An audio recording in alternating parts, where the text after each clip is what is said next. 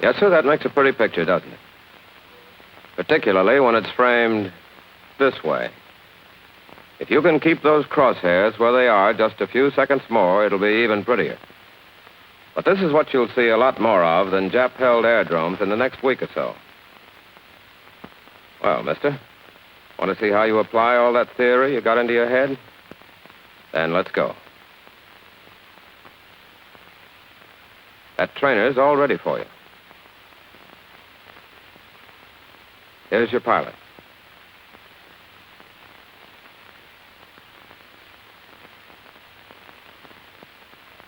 And here's your sight. What's the matter? Too many gimmicks? Well, they're all important. Every one of those switches and knobs. And by golly, you'll learn to know what they're for before we're through. From the leveling system to the stabilizer. And from the switches to the knobs. What you're going to find out now is what makes what do what.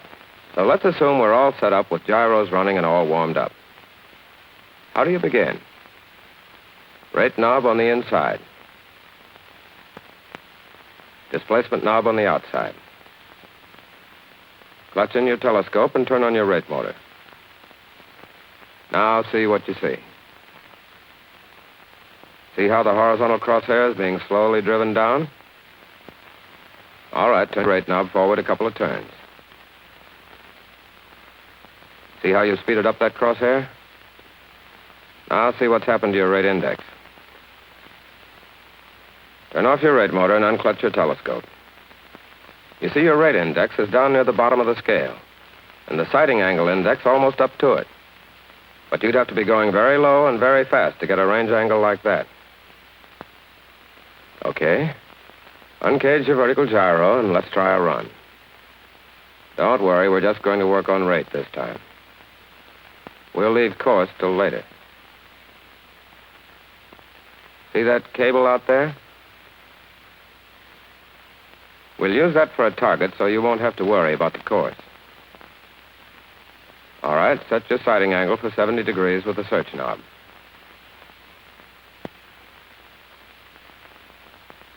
Ready? Let's go. Get on the target with the search knob. Hey, take it easy. That knob's geared way up.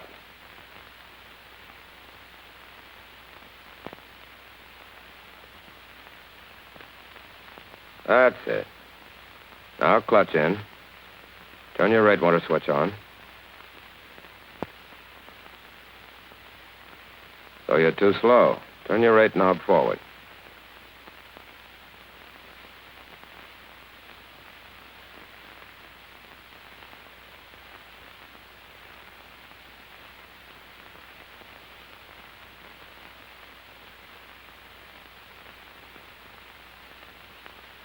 Wait a minute. Stop the trainer and turn off the rate motor.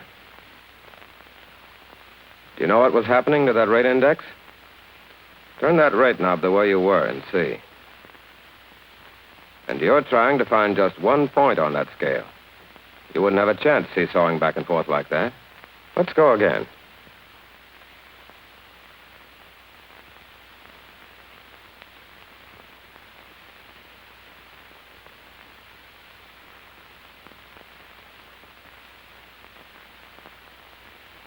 Better put it back on the target with your displacement knob.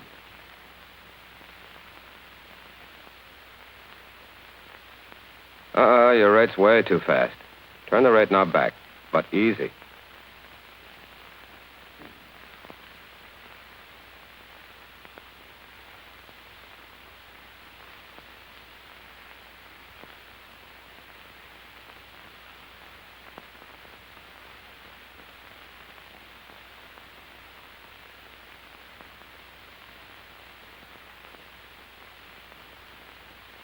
Rate seems to be pretty good. Better see how much time you've got. No, the indices. That's the only way you can keep track of where you are, so get the habit now. Let's see how the target is doing. Looks as though your rate was a little off. Stop the trainer, cage your gyro, and turn off the rate motor. Let's take a crack at course now.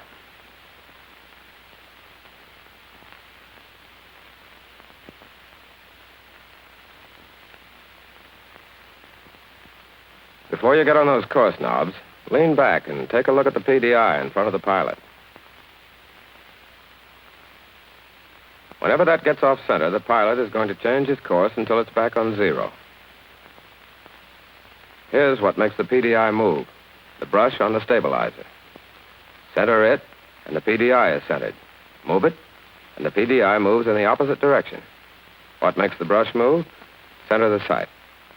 Start the trainer. We'll take a ride without bothering about a target. Clutch in the stabilizer, and the gyro will control the movement of the sight. Now, just watch the brush this time. Turn the sight to the right with the turn knob, and you move your line of sight away from your heading line to the right.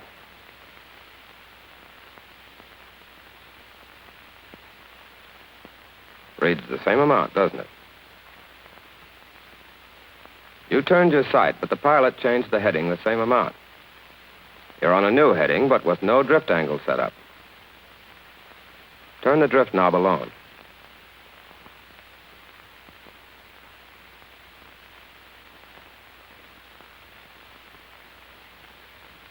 See? The bombsight isn't changing direction, but the trainer is. Now look at your stabilizer brush and drift angle scale. See how you end up this time? You've got a drift angle established now. Now, double grip the turn and drift knobs.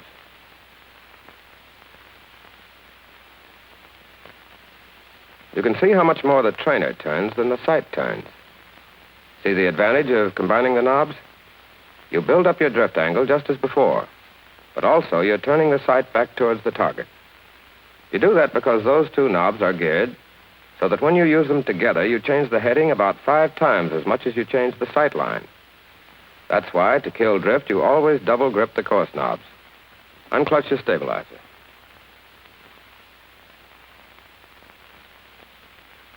We'll go back and try it over. Only this time, correct for range and course together.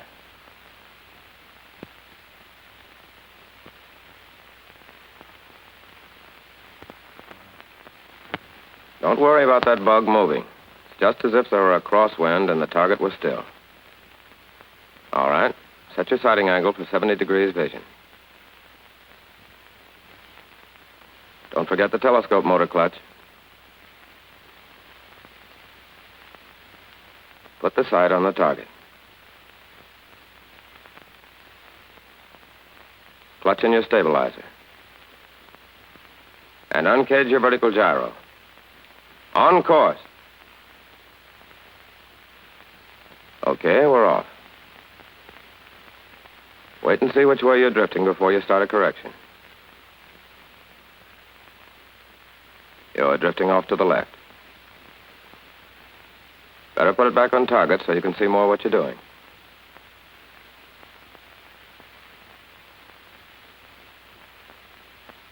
Still drifting off to the left. Double grip, turn it forward easily. Easy now. That's right. Put it back on again and turn on your rate motor. Seems to be still drifting. Easy now. Don't overcorrect. That looks pretty good. Put it back on the target. Now we can go to work on rate. Seems to be a little fast. That's right. Better get back on the target.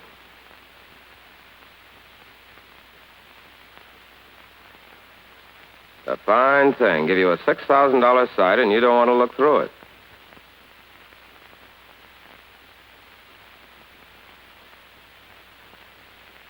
That's pretty good. You've got plenty of time. It's pretty steady now. Maybe you'd better level up.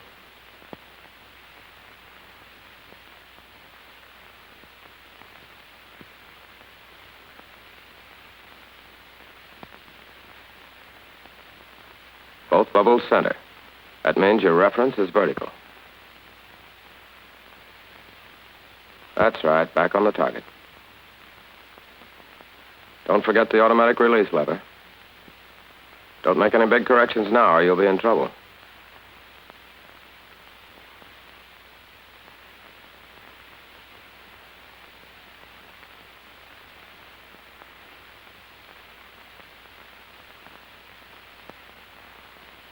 Okay, bombs away.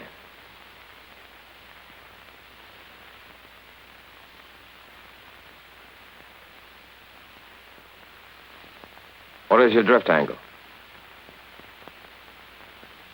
12 degrees right.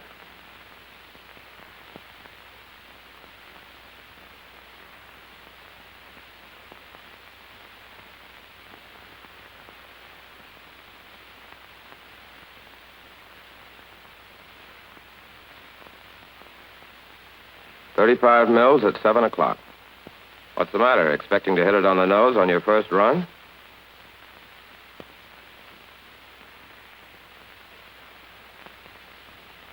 Okay, try it again.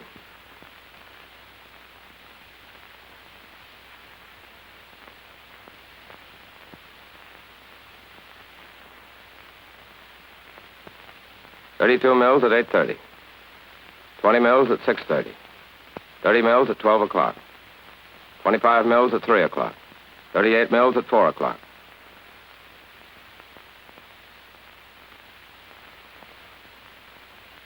Pretty good. Try it again. Again and again and again. Several hundred times again. We're not paying off on one hit out of 50. Not in this man's Air Force.